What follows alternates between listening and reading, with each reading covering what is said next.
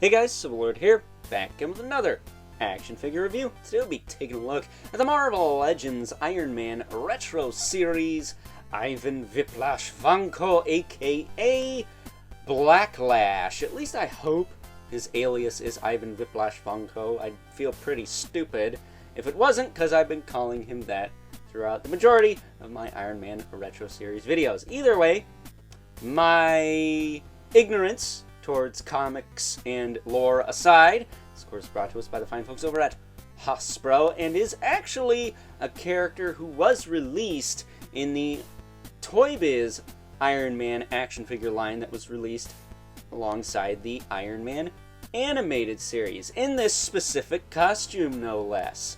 However, there is one accessory missing here that I'll mention when we cut right to the chase and get into the meat and taters of this review and take a look-see at all Whiplash has to offer in terms of said accessories.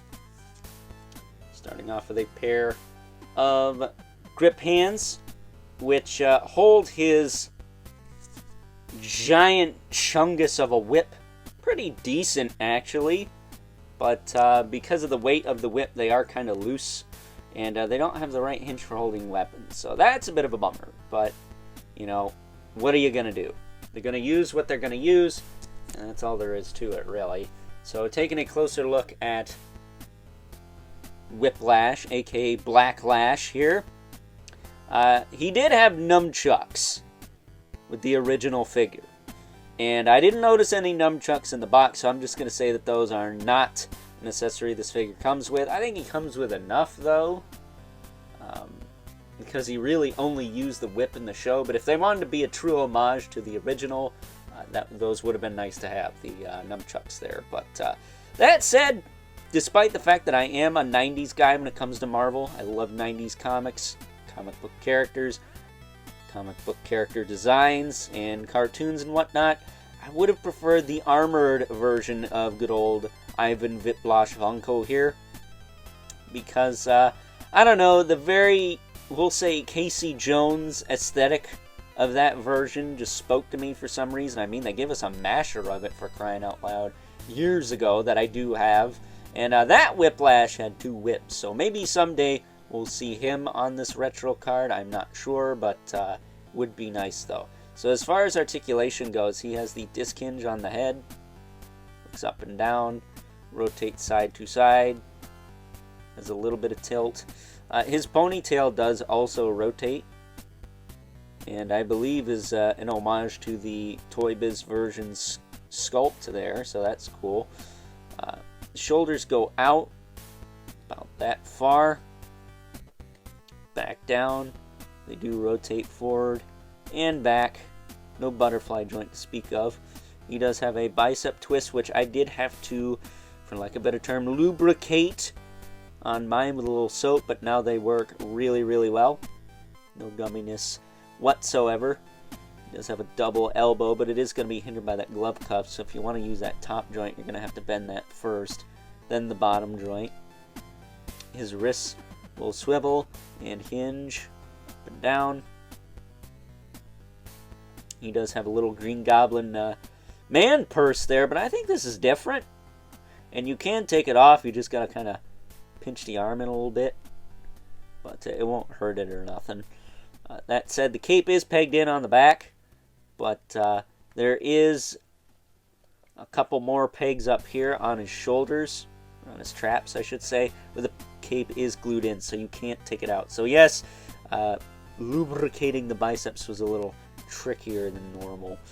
That said, he does have an ab crunch that goes that far forward. If we pop the cape out that far back, about one notch each. And my good buddy Evil Villain, friend of the channel, mentioned that somebody's midsection here was actually backwards. Thank goodness mine is not experiencing such problems. Otherwise, I'd have to contact the fine folks over at Big the Bad Toy Store to fix it. But mine is fine, as far as I know. He does have a waist twist. It works fine.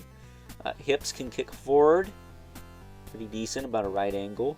And then as far as out goes, what are we looking at? Not very far out at all, really. She-Hulk had better range than that.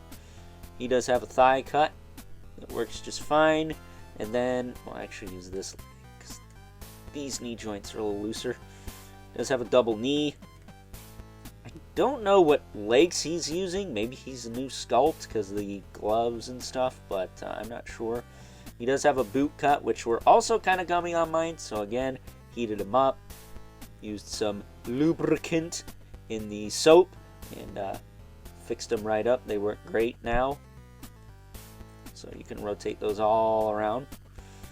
Then he does have a hinge in the foot with a rocker joint. So very, very cool figure. Probably one of my favorites of the wave. I think I like him about as much as the She-Hulk and modular armor Iron Man. Because like She-Hulk, we've needed a Whiplash for a while now. I mean, She-Hulk's had figures before, but none as good as the one we got in this wave, if you ask me. And then Whiplash, I don't think he's ever had a Legends before this figure, and it's kind of funny they went with this look instead of the... I'm guessing it's more modern, but, you know, correct me if I am wrong on that. But the armored up one, which I still hope we get again at some point, because I do like that one aesthetically a little bit more than this one. So, with that being said, it is time now that we move right along and take a look at some size comparisons. First up, here is good old Whiplash, alongside the only other villain we received in its Iron Man Retro Series, Count Nefario, whatever the heck his name is, and an Iron Man suit that most likely crossed paths with this character, the Model 9 armor, which I believe is the first suit he wore after the modular armor, which was the one that was primarily featured in the Iron Man animated series, where this version of Whiplash made many, many, many appearances because he was in the intro. Haha, see, that was a joke. Moving these two out of the way here, so we can bring in our two regulars, the Mythic Legion's Brother Mandibulas and the infamous Elephant Spawn, who, as you can see, towers over everyone, despite the fact he's being shoved off screen. So, with that being said, it is time now that we wrap things up with some final thoughts.